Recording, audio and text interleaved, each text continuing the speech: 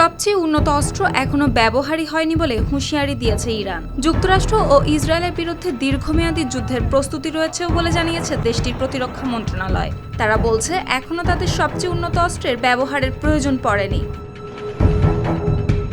মন্ত্রণালয়ের মুখপাত্র রেজা তালাইনিক জানিয়েছেন, চাপিয়ে দেওয়া এই যুদ্ধে দীর্ঘ সময় প্রতিরোধ গড়ে তোলা এবং আক্রমণাত্মক প্রতিরক্ষা চালিয়ে যাওয়ার সক্ষমতা রয়েছে তাদের। তার ভাষায়, যুদ্ধের প্রথম দিনগুলোতে কোনো দেশই সব উন্নত অস্ত্র একসাথে ব্যবহার করে না।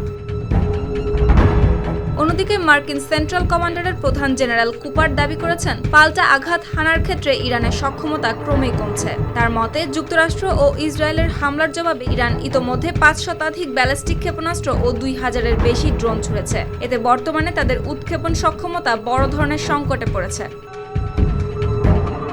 শুক্তি রায়, RTV।